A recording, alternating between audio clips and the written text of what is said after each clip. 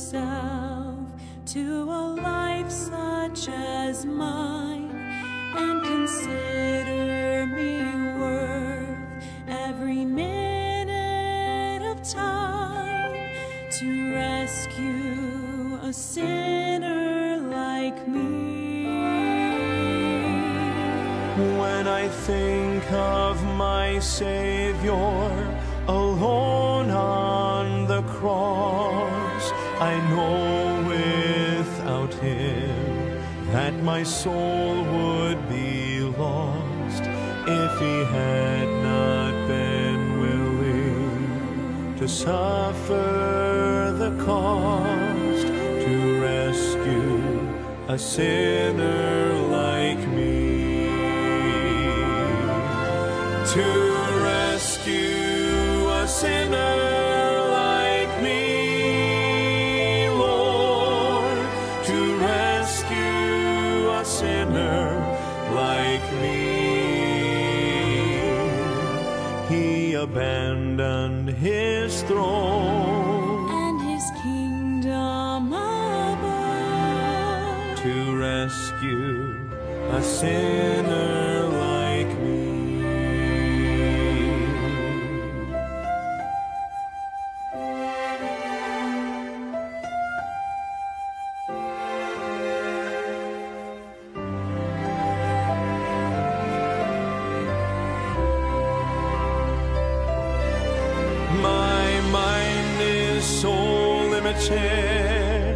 I cannot see the reason he died and arose just for me.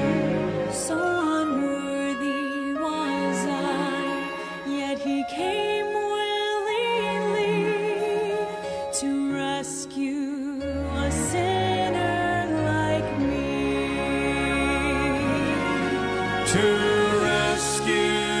sinner like me, Lord, to rescue a sinner like me.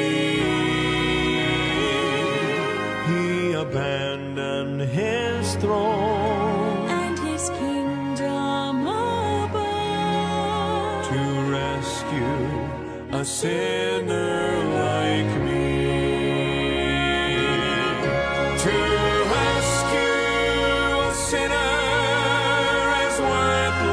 As I, and give me a reason to sing.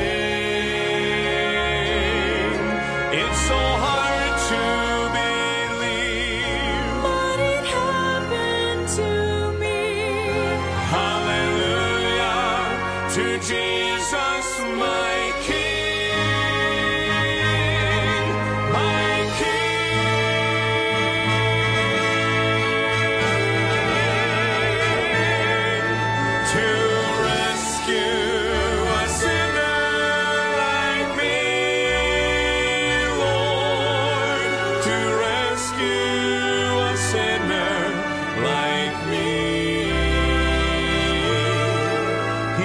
Abandoned his throne and his kingdom above to rescue a sinner like me.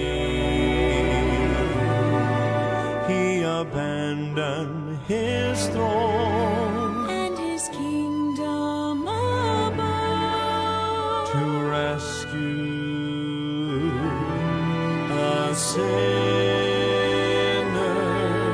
like me.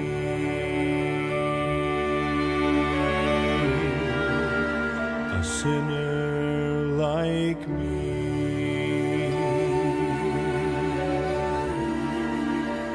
A sinner like me.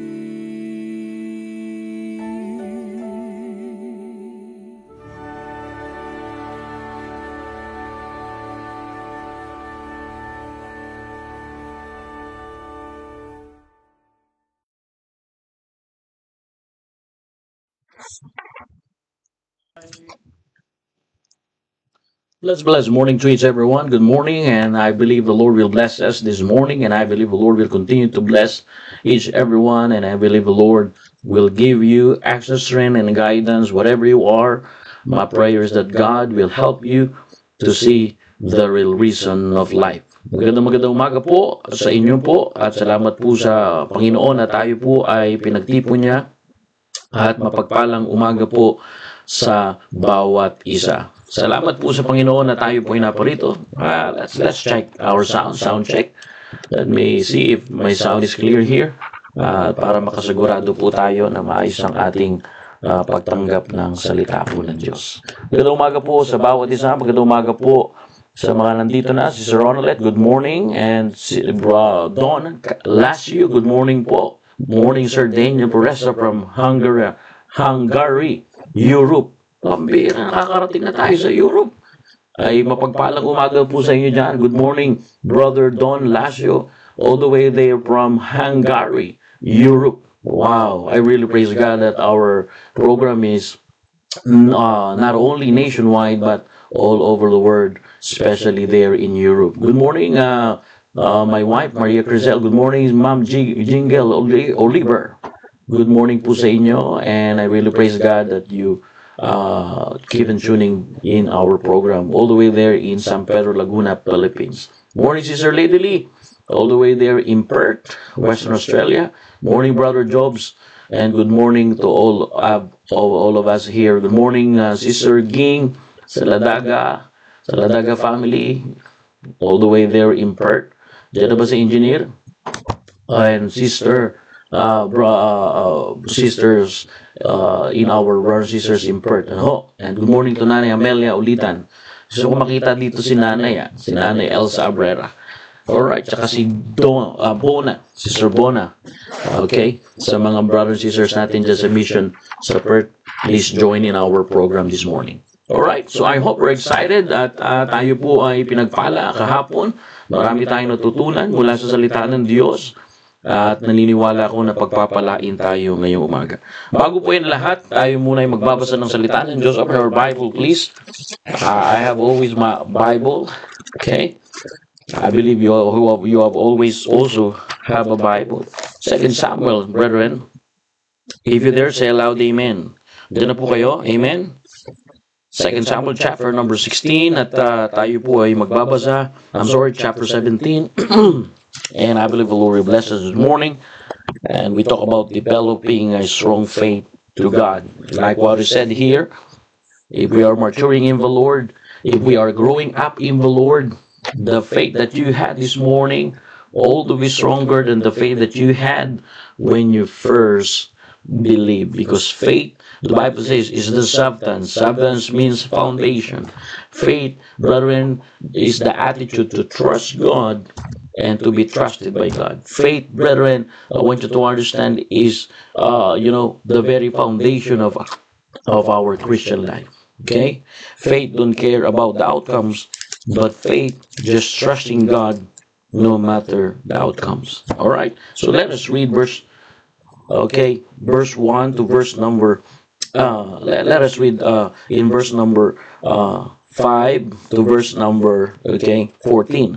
The Bible says in verse number 5, para makita nyo po yung istorya po rito, basahin po natin. Let's read this one so we can see the story, brethren. Okay, in verse number 5, the Bible says, Then said Absalom, Call now Hushai, okay, and Archite also, and let us hear likewise what he said. And in verse number 6, And when Hushai was come to Absalom, the Bible says, Absalom spake unto him, saying, Ahithophel hath spoken after this manner. Shall we do after his saying? If not, speak thou. Verse number 7, the Bible says, sabi po natin, And Hushai said unto Absalom, The counsel that Ahithophel had given is not good at this time. So I want you to understand and want you to emphasize here that not all counsel is good. Is that in the Bible? It is. The Bible says, okay, Hushai said unto Absalom, verse number 7, right here in our screen, The counsel that Ahithophel had given is not good at this time. So it is important, brethren, to get right counsel, to get godly counsels in the right place, in the right person, and in the right, truth or divine direction. Ano? So makikita po natin yan dito mga kapatid. Ano po? Absalom start rebelling against his dad, King David, and he asked two counselors. The former counselors of David, Ahithophel, advised Absalom in regards of overthrowing his dad. But Hushai said unto Absalom, verse 7, the counsel that Ahithophel had given is not good. In verse number 8, let us read. The Bible says, for said Hushai, thou knowest thy father and his men that they be mighty men, and they be chafed in their minds, as a bear rob of her helps in the field, and thy father is a man of war, and will not lodge with the people. So I want you to understand this morning the importance of right counsel. Ano ho? Mahalaga po yan mga kapatid. Makikita po natin dito yan sa ating binasa. At dito natin matututunan kung anong counsel. Ano ho? O anong wisdom ang kailangan natin sa ating pang-araw-araw na buhay. Ano ho? So yan po ang pinakamalaga na dapat natin makita ngayong umaga. But before that, let us pray first. Let us ask the Holy Spirit to guide us in all truth. Let us close our eyes and bow our head. Dear God, Father in heaven, we come to you in prayer. Thank you, O God, for this another life. Thank you, O God, that you allow us to wake up this morning. Thank you for this day. Thank you for what you have done in our lives. Thank you, O God, for your grace. Thank you, O God, for your mercy. Thank you, O God, for your wisdom. Thank you for discernment. We discern what is the right counsel. We discern if this is a worldly wisdom or godly wisdom. Thank you, Holy Spirit of God. Thank you for developing inside and out. I pray, O God, that helps to understand thy word.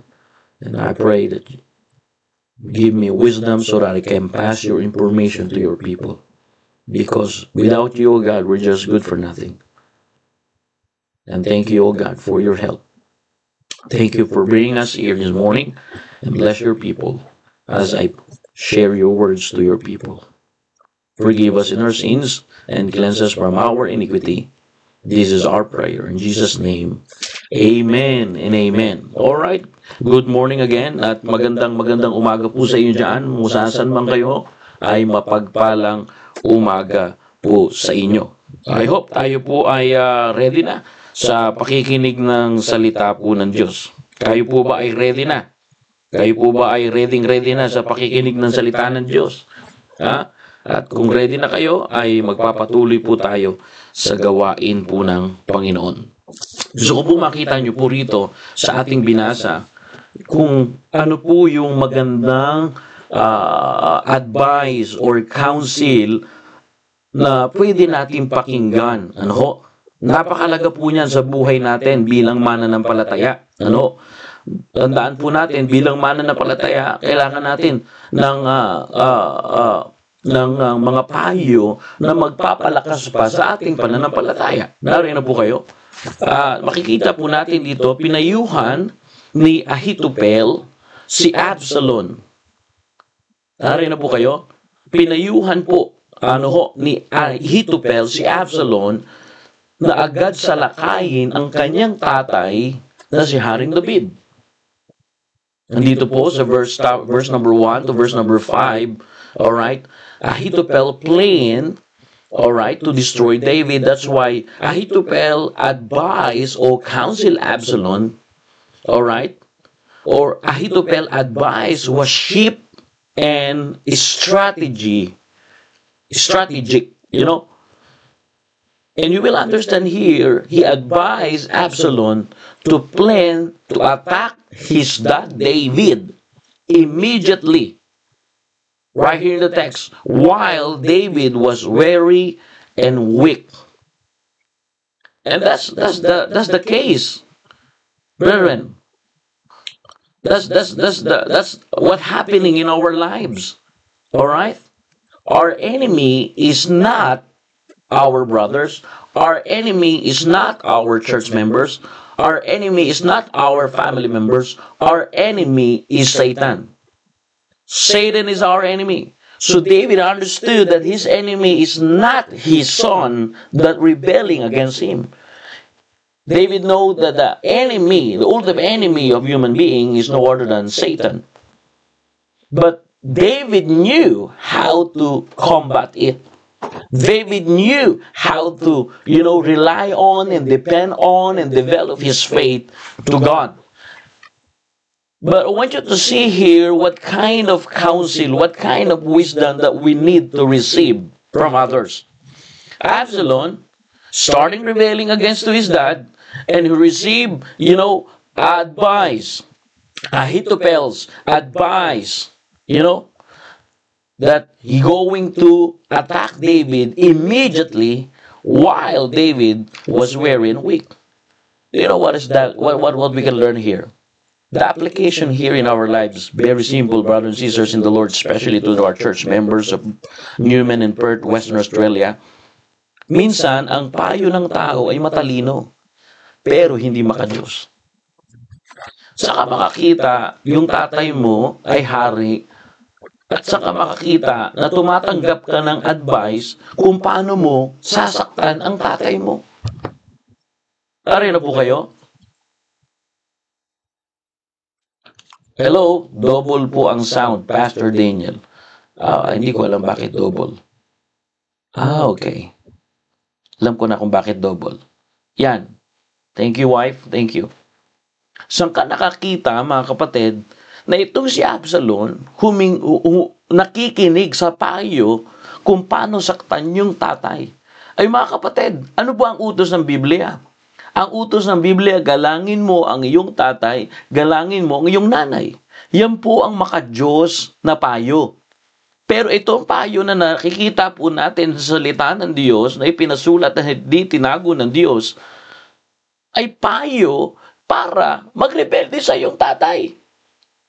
What is the application here, brothers and sisters? This shows the wisdom of the world. It looks smart. Imagine Ahithophel wisdom, Ahithophel counsels, Ahithophel advice to Absalom is to attack his dad David and overthrow David immediately while he was weary and weak. What does it mean, brethren? To be honest with you, if we understand the Bible, this shows the wisdom of the world. It looks smart, it looks logic, it looks efficient, but do you know? It lacks the will and purpose of God.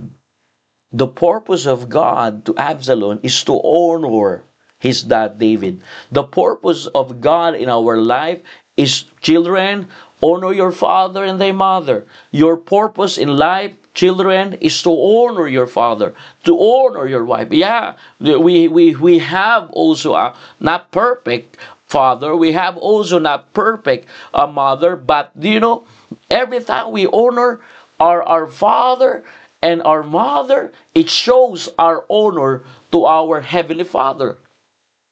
Either amen? How in the word you will love God that you don't see, and you say you love your father, you love your parents, and you don't love your parents? How you can say you love the God of heaven and earth that you never see, and yet you don't even respect and treat your parents with kindness, and you just listening in the advice of this worldly lifestyle? Some of kids receive the advice of worldliness. Do you know, don't too much religious, don't too much going to church. Brethren, there is no safe place and safe refuge in our time rather than our church. Either amen? Wala na pong ligtas at mapayapang lugar kundi yung ikaw ay nasa simbahan. There is no safest place in this world. The only safest place in this world, brothers and sisters, is when we are in the will of God. And the will of God, brethren, proclaim in the church of God. In the church and the filler ground of truth. Ano ho? Doon po natin makikita. Doon po tayo magiging safe. And when we think and when we receive counsels that going to church, going in the safest place and the safest refuge, that there is a people of God that helps you. There is a people of God that forgives you. There's a people of God that encourage you. There's a people of God that learn to carry one another's burden. And there's a people of God that restoring your helplessness and hopelessness by the help of God, of course. Brethren, the safest place is the church. And yet, brethren, we receive counsels from this word. It looks smart, it looks efficient, but it lacks the will of God and purpose of God. Ahithophel advised to attack David. Ahithophel advised to Absalom, one of the favorite son of David, overthrow your dad, overthrow and dishonor your dad. And brethren, this shows the wisdom of the word. This shows the ungodly wisdom, the ungodly advice. Akalain mo yan? Pinayuhan ni Ahithophel si Absalom na agad salakayin si David habang siya'y pagod pa. Makikita nyo, matalino yung pagsasalita no? Matalino Ay, wag ka dyan sa simbahan na yan. Mapapako ka dyan. Pero mapapansin mo, yung mga nasa simbahan, naayos ang buhay. Baka yung simbahan kasi pinuntahan mo, ay hindi nagsishare ng salita ng Diyos gaya nito ngayong umaga. Kaya walang nangyari sa buhay natin. Tayo po ba natutuwa ngayong umaga na yung binabahagi natin ay nagmumula sa salita ng Diyos? Yung pinapayo ko po sa inyo ay nagmumula sa salita ng Diyos. Na yung salita ng Diyos, yung payo ng salita ng Diyos ay igalang ang iyong magulang. Ang salita ng Diyos ay pinangangaral ko po ngayon ay pakitaan sila ng maganda. Huwag tayong masurprise kung ang ating mga anak ay hindi tayo nire-respeto kung tayo namang mga magulang doon sa ating magulang ay hindi marunong magrespeto. Hindi ibig sabihin marunong ka na meron ka ng skill, meron ka ng trabaho, meron ka na pong ipon, ay hindi ka na pwedeng rumespeto sa magulang mo. Baka na naman ma-open ko kayo sa approach ko. Sige, babaan po natin ng konti, babaan natin. Ayun yun ang confrontational preaching or sharing. Sige, babaan natin. Kasi bawal mag-joke bawal mag-joke. Sabi ni Brother Michael, natutuwa po ako sa inyo, Brother Michael. Pagka tayo nagfe-fellowship, nagjo-joke po kayo. Sabi niya, binababa niyo yung level ninyo doon sa level namin pag tayo na lang. Buti pa si Brother Michael lang, nananalangin kayo nabigyan ng wisdom. Pero wag naman po sana na pagka nagjo-joke ako, mamasamain niyo yun. Mas marami akong ginawang pananalangin sa inyo kaysa sa joke. Naniniwala ako doon sa joke, pero may panahon na magbibiruan tayo, may panahon na magsiseryoso tayo. Okay? So, ko lang po liwanagin yan, Kasi hindi naman tayo pakakaang sa pagpapastor dito sa inyo. Alright? At gusto ko maintindihan nyo na pinapastoran kayo na may plano po sa inyo. Okay? At makikita po natin dito, mga kapatid, na yung payo ay hindi maka-Diyos. So, pagka nakarinig na kayo ng payo na wala doon ang kalooban ng Diyos at hindi mo man lang narinig anong verse yan makikita, saan sa salita ng Diyos makikita yung mga advice na yan, ay wag ka na dyan magstay. Kasi ang pangit po sa advice na hindi makadiyos, ano ho, pagdating dito, sasabihin may kalabaw, pagdating doon sa dulo, kalaban ng dating. Nakuha niyo po ba? So, makikita po natin, pinahiwa ni Ahithophel si Absalom. Agad, salakayin si David. Habang siya'y pagod. Abay, matalino sa pandinig natin, matalino sa paningin ng tao, pero hindi ayon sa kalooban ng Diyos. Kaya ano pong aral dito? Minsan ang payo ng tao ay matalino, pero hindi makadiyos. So, paano natin maintindihan na makadiyos ito? Kailangan hindi tayo ignorante sa salita ng Diyos. Kailangan hindi tayo nawawala sa panahon kung saan po ibinabahagi yung salita ng Diyos. And I want you to see and to emphasize this. Ahithophel advice was, it looks smart, it looks logical, it's efficient to overthrow David, but it lacks the will and the purpose of God. Brethren, you can find out and you can discern if it is the advice, it comes from the Word of God, if it is advice, it comes from God, if you understand the will of God. And sometimes, the reason we don't understand the will of God it's not because, we don't know it, but it's because we don't follow the will of God. Either amen. What is the will of God? The Bible says, Jesus said, all right, in the first day of the week. First day of the week is not Saturday. First day of the week in Jewish calendar, according to John chapter number 20, first day of the week is Sunday. And I want you to understand here that God commanded us to forsake not ourselves together, to assemble ourselves together in every first day of the week. So that's the will of God in our life. That every Sunday God will see you. God will see you in the church. Where are you? Kapag katrabaho, ang aga nagigising.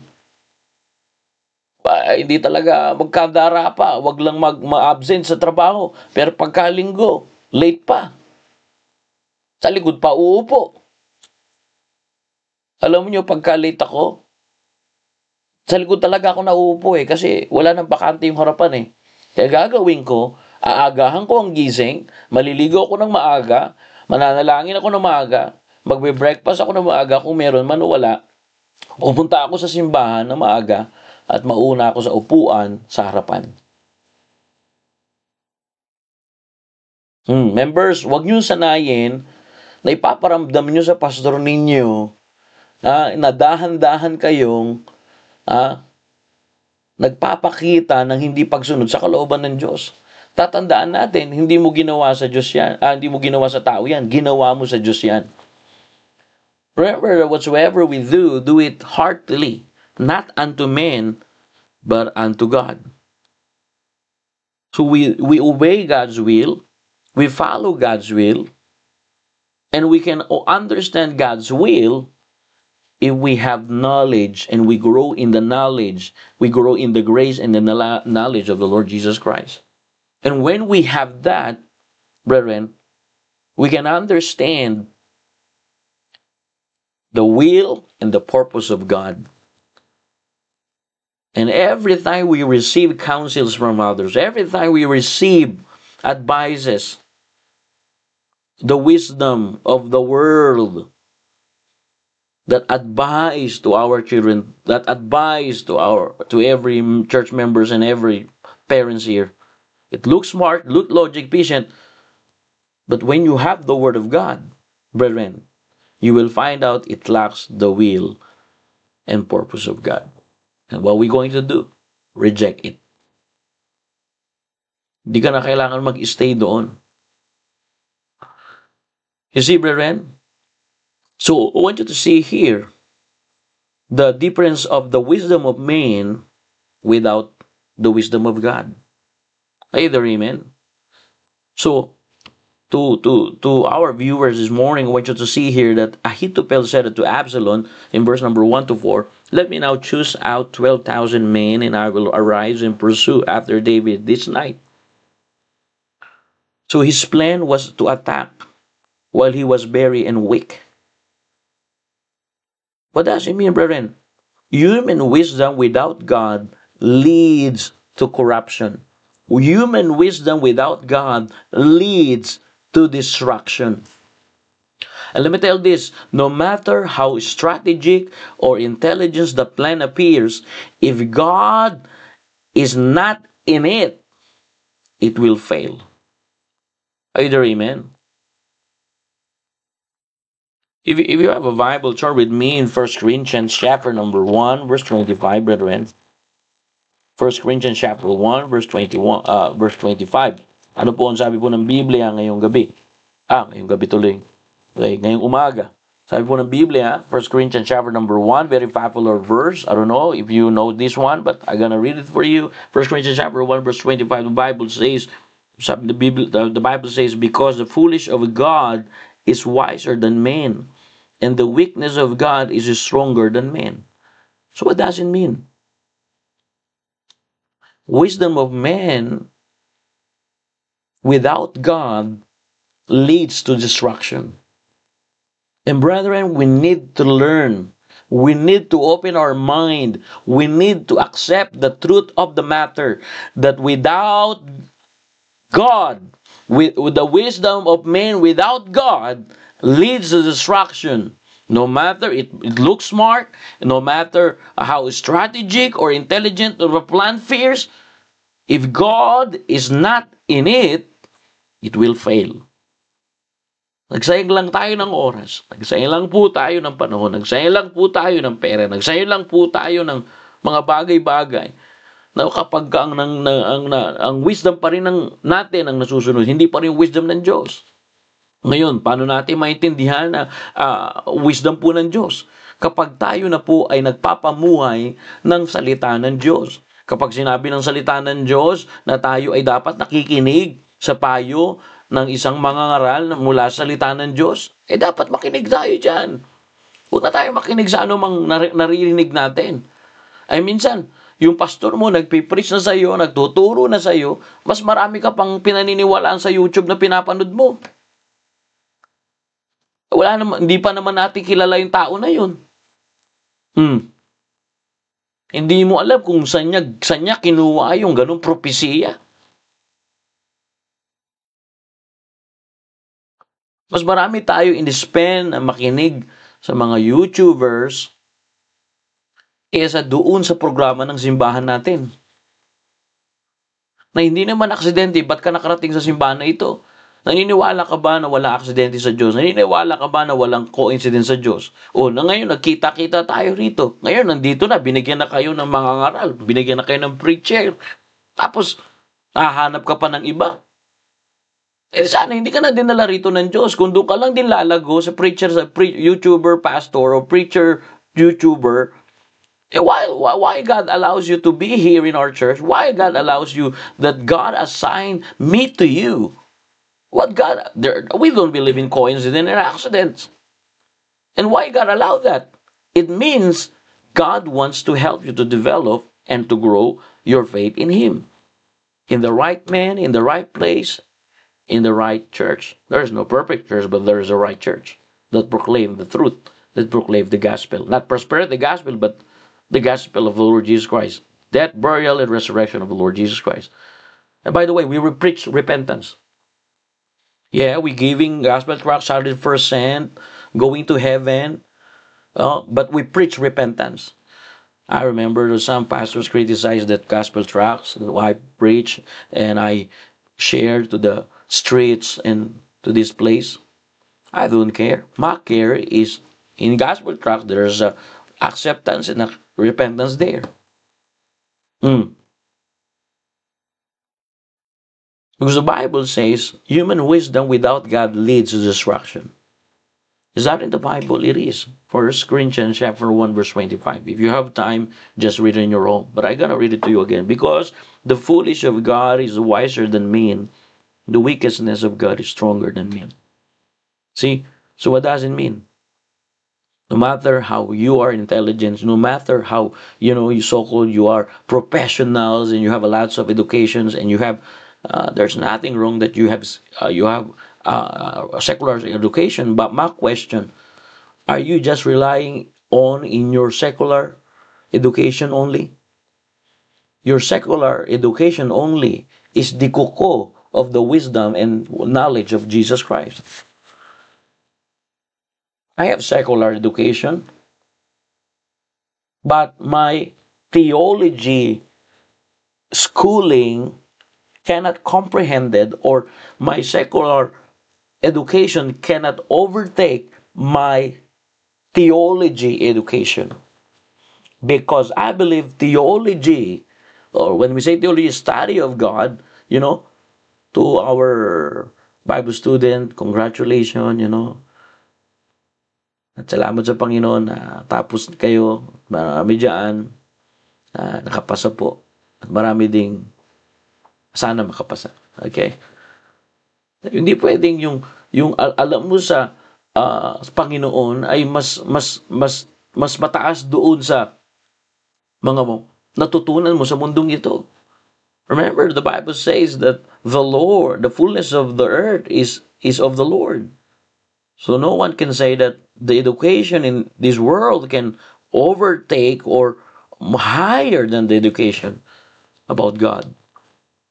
That's why it is important, brethren, that we understand the difference of the wisdom of man without God. So like Ahithophel, his wisdom shows the wisdom of this world. Okay? His wisdom shows its smart and efficient, but it lacks of will and purpose, or it lacks divine direction. It lacks the word of God. Imagine, your advice to the son of king is to overtake and overthrow his dad. That's ungodliness. And to be honest with you, the root of others, that's worldly and human wisdom. But I praise God, there's a person here named Hushai. Okay? What the Bible says. Nakikita po natin dito, okay, sinabi po ng Biblia, in verse number 5, the Bible says in verse number 5, then said Absalom, dyan po kayo, there, amen? Let's study the Bible. Para makita nyo po. Then said Absalom, call now Hushai, the Archite. Also let us hear likewise what he's saying. So Absalom said, all right, thank you for advice, Ahithophel. Let's try another counselor named Hushai. So in verse number 6, the Bible says, and when Hushai was come to Absalom, Absalom spake unto him, saying, Ahithophel had spoken after this manner. Shall we do after his saying? If not, speak thou. Okay? And in verse number 7, the Bible says, and Hushai said unto Absalom, the counsel that Ahithophel had given is not good at this time. So what does it mean, brothers and sisters? Okay? What we can get here? Ano po makikita po natin dito? Okay? Hushai said unto Absalom, the counsel that Ahithophel had given is not good at this time. So, he appealed to Absalom's pride, saying that David is a mighty man. In verse number 8, the answer of Absalom said, the answer of Hushai to Absalom, he said, all right, thou knowest thy father and his men, and they be a mighty man, and they be, chaff there in their minds, as a bear rob of her whelps in the field, and thy father is a man of war. Husay said, to be honest with you, Absalom, you don't have experience like your dad. Your father is a man of war. And I want you to understand here, brothers and sisters, instead, Husay suggested gathering all Israel to make a great show of power. He appealed to Absalom's pride. Brethren, if we get a counsel from the Word of God, we can appeal the counsels of pride. What does it mean? We can combat pride in our lives. Amen?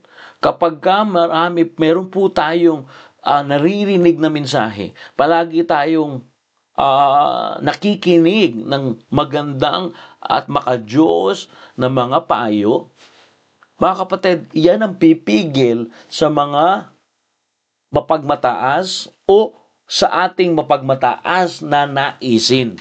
Nariyan na po kayo. Ayan po ang sabi po ng Biblia.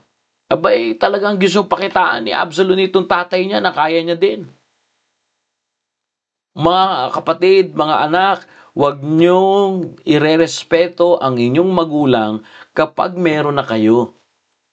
Hindi ibig sabihin, kaya, alam niyo, ang encouragement ko, kaya sa ipasok niyo sa university yung mga anak ninyo, ipasok niyo na lang dyan sa Bible school. Sa totoo lang, marami ako ngayon tinuturan dito, mga graduate sa university. Ang tinapos ko lang naman po, yung Bible school. So, ano ibig sabihin nun? Nakikinig sila sa tao na may alam sa Diyos. Kaya nga, ang punto dyan mga kapatid, para maging ang anak mo, matuloy. Ipasok mo sa Christian school. Ipasok mo. Kung walang Christian school dito sa lugar natin, i-homeschool.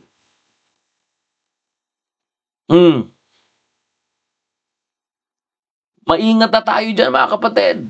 Alam niyo kung bakit? Ginagamit na ng dyablo yung mga eskwelahan na ituro sa kanila kung ano ang identity ng isang lalaki at isang babae. Akalain mo yan? Ang sabi po ng salita ng Diyos, the Word of God counsels, I'm not here to attack each every one of you here. I'm here to tell the truth that God created male and female. If you receive counsels that if you are a man that traps in woman's body, that's a lie. If there's advice that you are a female that traps in men's body, that's a lie. The Bible says, Adam and Eve, not Adam and Steve. That's the truth of the matter. But nowadays, if we are not aware, brethren, especially our church member here, listen to this. We easy to compromise. And brethren, it is easy to compromise if we are not committed to God. Husay said, all right, your dad is a man of war. Your dad, King David, have a man, not only a man, but a mighty man. In fact, David have 3 mighty men. And yet, Absalom, you try to overthrow your dad. I think, Absalom, you have pride. And brethren, in order for us to lower our pride, in order for us, to learn humility, we need the counsels from the very Word of God. Right here in the Word of God. Dito natin makikita. And the more you learn to humble yourselves, the more you learn, brethren, to know God. Last night, we have memory verse. I said to Zachary, every night, we will memorize at least 1 verse. Last 2 nights, I said, all right, Zachary, our memory verse is Jeremiah 29, verse 11. For I know the thoughts I think toward you, save the Lord, the thoughts of peace, not of evil, to give you an expected end. So let's memorize that. And Zachary memorized that. He said, Dad, it's too long. Memorize that. You know what does it mean, that verse? That God's plan is the best plan in your life. And I said, Zachary, get memory verse. Do you have a memory verse today? Do you have a memory verse tonight before we go to bed? And Zachary said, let's read Proverbs 25 verse 2. And what is in Proverbs 25 verse 2? The Bible says, it is the glory of God to conceal a thing. What does it mean, brothers and sisters?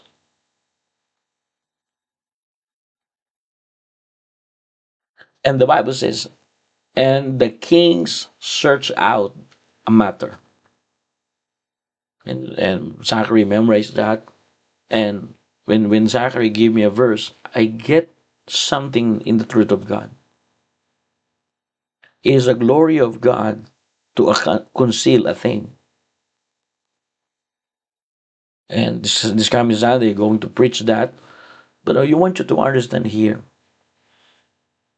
that the more you know God, the more you know the glory of God, through the godly counsels, through godly preachings, through preaching of the Word of God, the more you will humble yourselves, the more you have humility.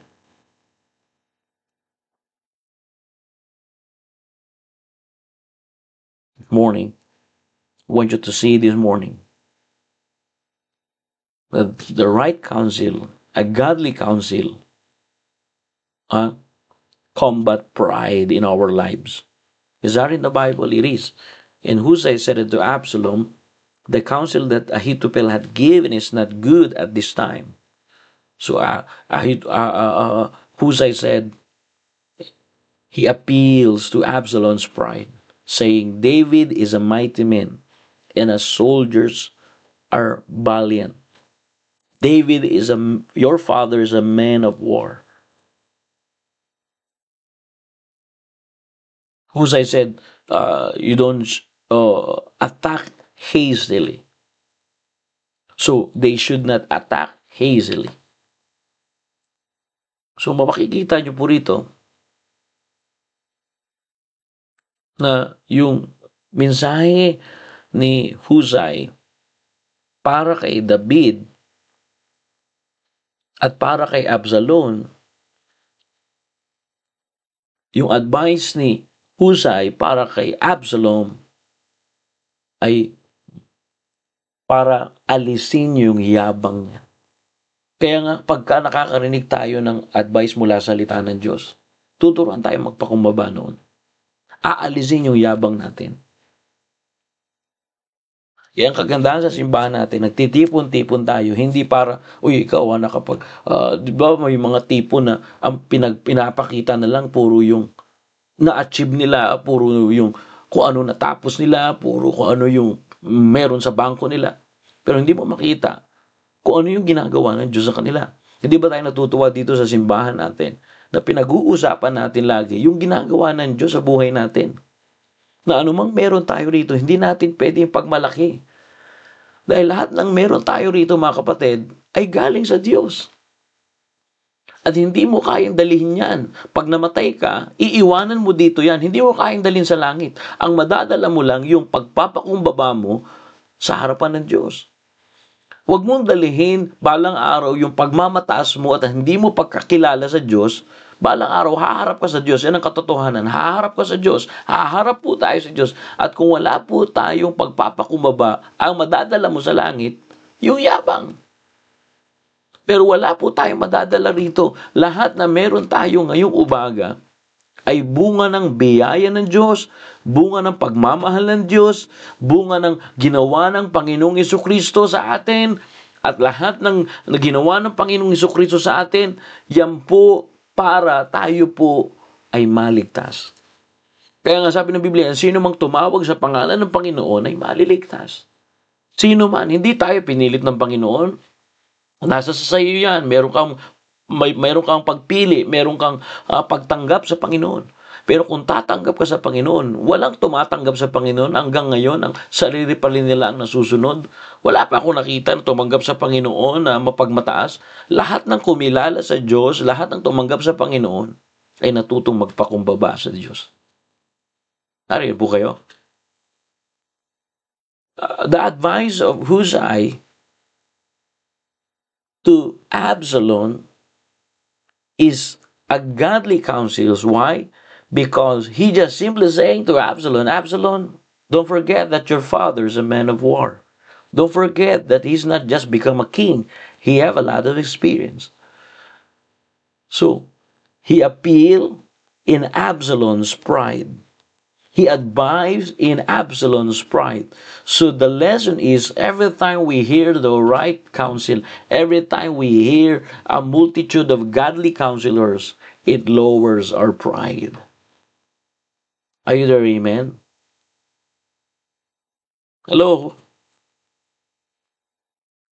Ayo, tayo po ay may nakukuha ngayon. Kaya makikita natin dito sa ating binasa kung paano po tayo binibigyan ng karunungan dito. And the Bible says, Husai, alright, David's loyal friend, gives different advice to Absalom. And Absalom listened to Husai instead of Ahithophel. And brethren, this was not coincidence. Why? It is God's providence at work. Why? It delays the attack. It delays, to overthrow King David by his son Absalom. And God, brethren, is always working in the unseen. Even the enemy seems to be winning. Brethren, God can overturn their plans in one moment. I hope this morning it helps us. I hope this morning we learn that when you walk in God's will, you will learn and you will receive a godly counsels. And brethren, without God, or without the wisdom of man without God, leads to corruption, lead in destruction. Minsan ang payo ng tao ay matalino pero hindi makadiyos. Pero sabi po ni Husai, ito ang dapat makita mo. In verse number 14, Husai said, For the Lord had appointed to defeat the good counsel of Ahithophel, to the intent that the Lord might bring evil upon Absalom. Is that in the Bible, verse number 14? This is a godly counsel. This is from the Lord's wisdom. He said, in verse number 14, For the Lord had appointed to defeat the good counsel of Ahithophel, to the intent that the Lord might bring evil upon Absalom. Kaya nga,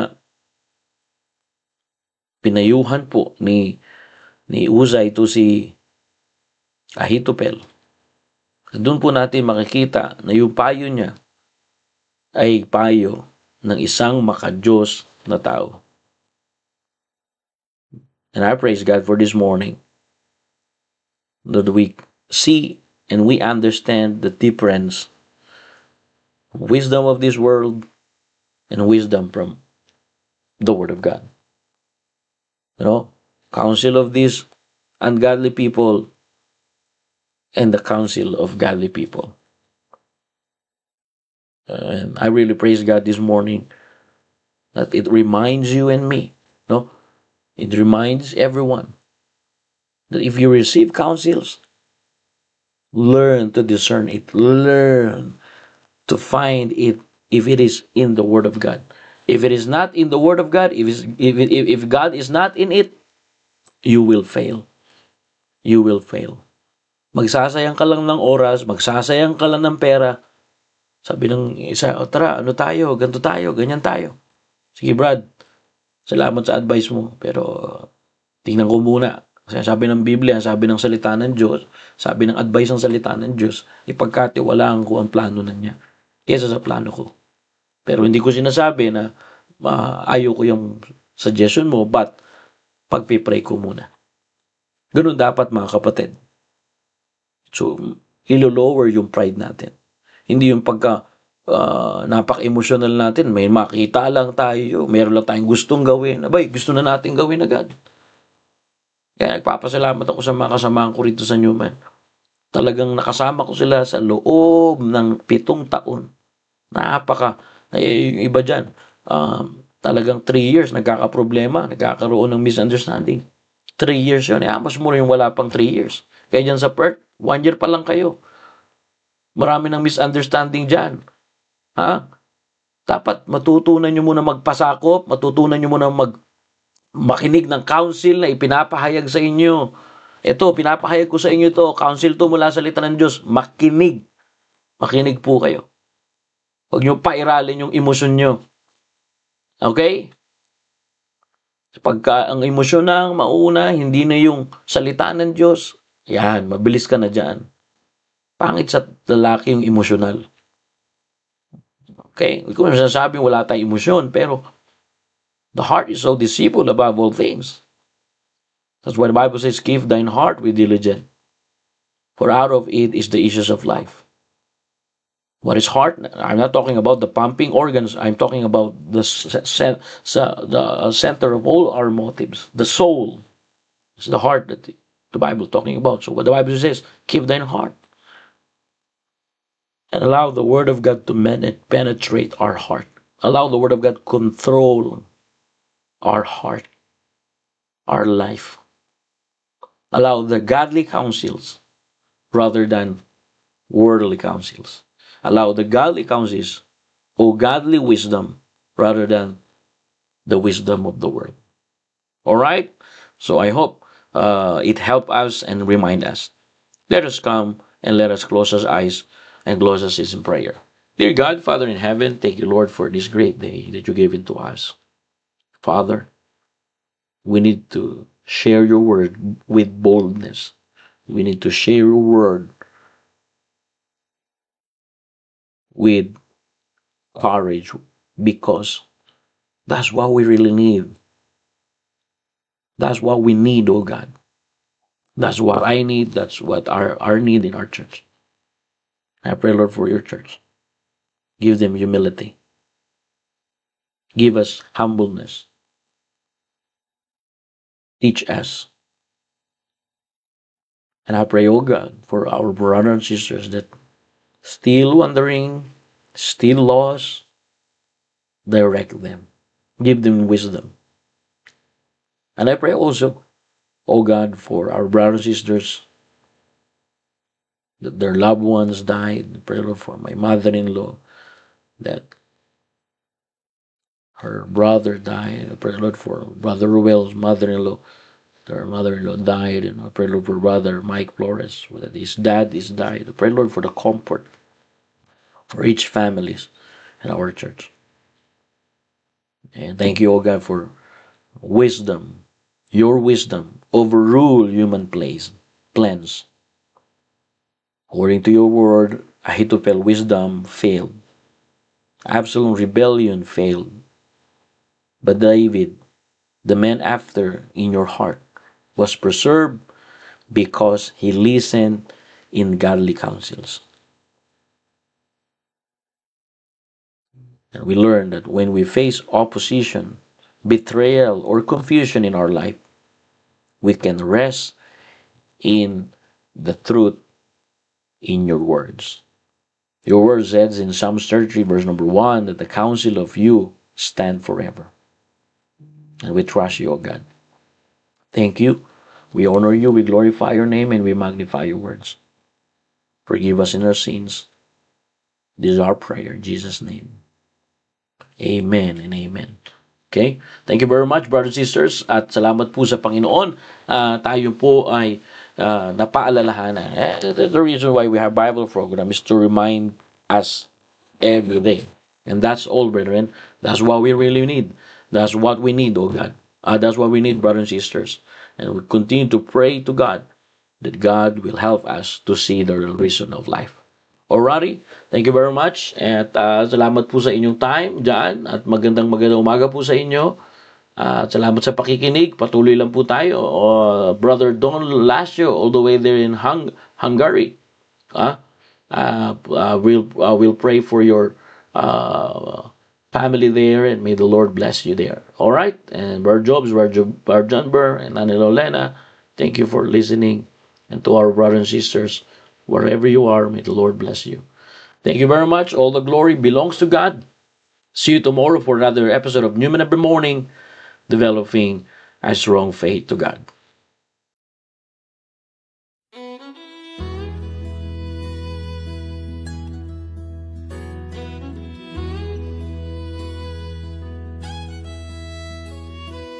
Preacher got up and said, stand to your feet.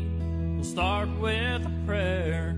If you have a need, let it be heard, saints, let it be known. We're all a family, you're not alone. And that's when he saw her at the back of the church. Her silence and sadness cried out to her. The kind shepherd knew just what to say. I need to know before we pray. An unspoken request. Does anybody have one here tonight? Did you come with a burden you can share? A need in your life? Just lift up your hand to the one who can give you rest. Child, have no fear, our God can hear an unspoken request. Well, the preacher whispered as she raised her hand, sweet Holy Spirit, come by her and stand. As the tears started flowing, he had no doubt that in the throne room of heaven, her secret was out. An unspoken request.